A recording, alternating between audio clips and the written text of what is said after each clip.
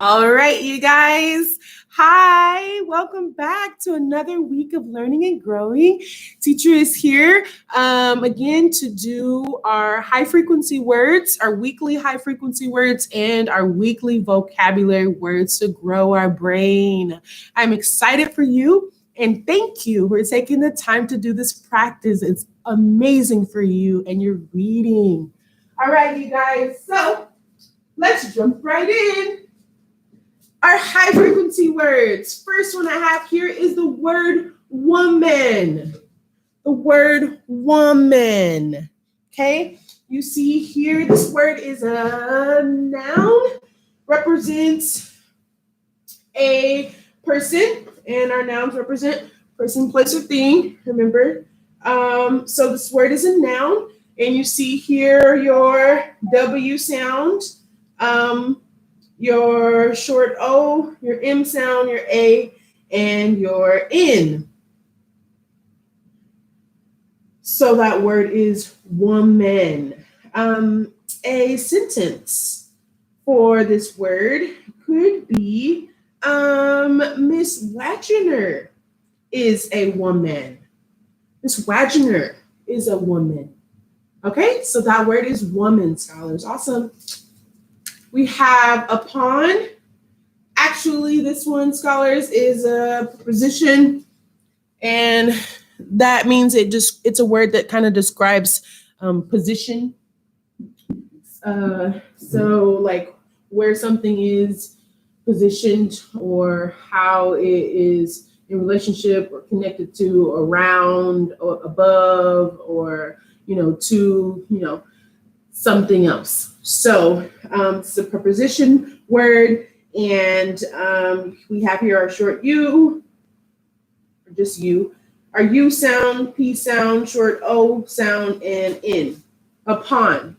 Sentence we could use for this high frequency word could be, once upon a time, I wrote a book. Another sentence kind of could be, I set my keys upon the dresser. Okay. Next, we have the word 8, and this represents the number 8. Okay, so we kind of have our short E here and the I that's kind of blending in. We have the GH spelling pattern that we talked about that makes that H sound, and our T. So 8. And this is also a noun, and it's also an adjective as well. Adjective meaning it's a describing word. It can describe the amount of something. And then noun, number can be considered a thing. Okay, and our nouns are person, place, or thing. Okay, so we could put this in a sentence. Maybe a sentence like, it took 8 years for me to finish my college degree. Okay, so there's the word 8. Look what comes next. The word 7, describing or representing the number 7. You have your S sound, short E, your V sound, short E, and the letter N, which represents your N sound. So 7. Okay. And this is just like the word 8 is a adjective, meaning it can describe the amount of something or that kind of idea, and also a noun because it can be considered a number, which can be considered a thing. Okay, so a sentence for this high frequency word could be, I jumped up and down 7 times. The word 7. Awesome. This is the word near, mostly an adjective describing where something is at or kind of what is the area something is in or that kind of idea. And we have our short N sound, the EA spelling pattern that we've talked a lot about and seen in our spelling words and in our high frequency words, like in the word clean or team or mean. The EA making kind of a long E sound. So we see that here. And then our R sound. So near, a sentence we can use for this high frequency word could be the time is almost near to have summer break. Okay, something like that. So the word near, scholars, awesome practice. Okay, next we have the word wash. It's a verb and it represents action. Okay, we have the W sound, short A, and our SH spelling pattern that we talked a lot about. And we know that those two letters together, the S and the H, represent that sh kind of sound. So wash, a sentence we can use with this high frequency word could be, it took 3 hours to wash all of the clothes in the house, or something like that, scholars. So this word is wash. Awesome. Next, we have the word paper. Okay, we have our P sound, long A. You can hear the whole A, pay. Okay, so pay, per. Another P sound, our ER spelling pattern. That's very common. We talked about. It makes that sound. So there's that. So a sentence. Did I tell you that paper is a noun? I can't remember if I said noun. But paper is a noun, meaning it's considered a thing. Or can be considered a thing. And a sentence we can use for paper could be, I do my schoolwork on notebook paper sometimes. So the word paper. Awesome. Here we have the word who. This one's kind of funky because it's not pronounced and sounded out the way it looks. Okay, so but this is one reason why we do our high frequency words and kind of memorize them and practice them, because we'll know what they are. So we have the word who here. You can kind of hear the W a bit if you say it slowly, blending in with the H sound, but you mostly hear that huh, that H sound, who, and you have your O there. That's kind of, yeah.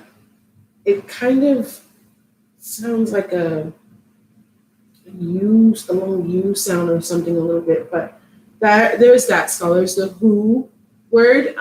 It is I want to say that who is a noun, but it could also be a pronoun. So let me double check here on my chart. It's a pronoun.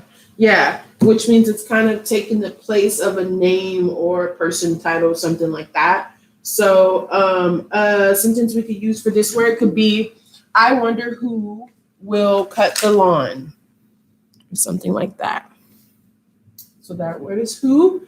Then we have once, which can be an adjective, mostly an adjective. It looks like it's listed here as very uncommonly serving as a verb, but mostly serving as an adjective that describes the time frame kind of something, representing like past tense or time frame, or when kind of something happened, or that kind of idea, scholars. So here you can see that you have your O sound that's kind of blended in with the rest of the word. So let's look at it like this, scholars. If you couldn't see the O, just I want you to see this, kind of think about it. You can hear your N sound, the C and the E, short E. That C sound is not the K sound C, but the C we talked about that kind of sounds like the S. So like in receive,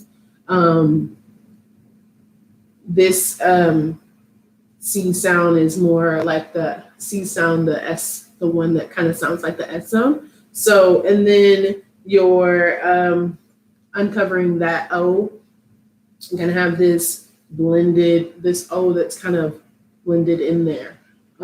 So once, it almost sounds like the W sound. And it's the same if the C wasn't there and it was the letter 1.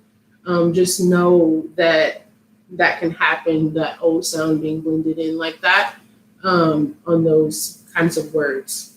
So helps with this practice, helps us remember that.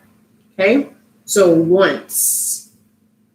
Okay, and a sentence you could use could be something like, I once shared a room with my little brother. Something like that. All right, let's look at a couple vocab words.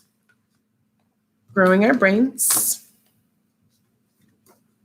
With these, the cards are kind of different. The glare and the color and lots of more words than the high frequency cards. So sometimes the screen will blur these. So if you can't see, I'll try to zoom in a little bit. I'll just listen for me to read it out to you. Okay? Awesome, you guys.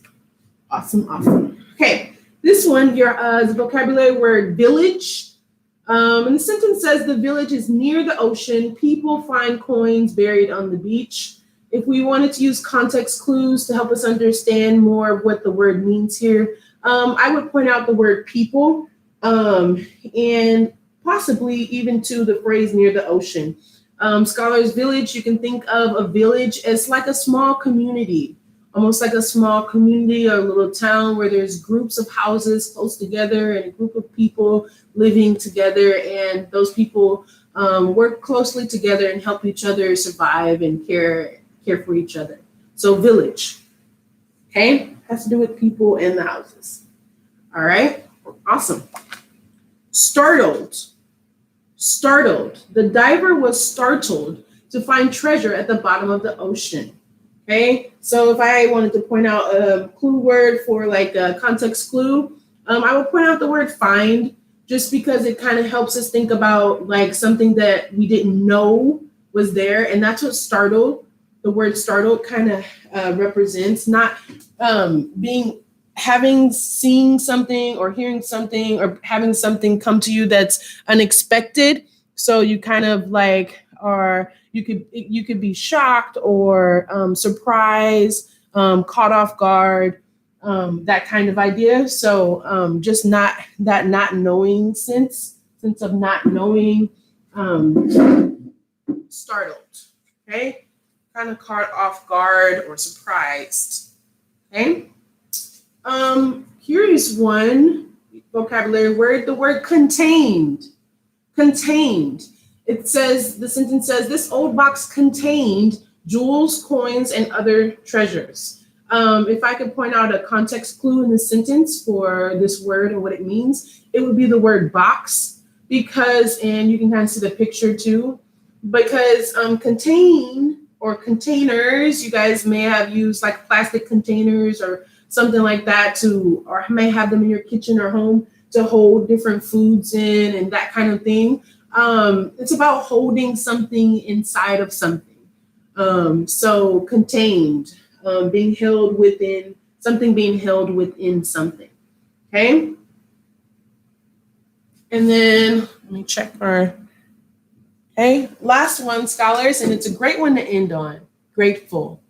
The sentence says the museum was very grateful or thankful to get the old statues.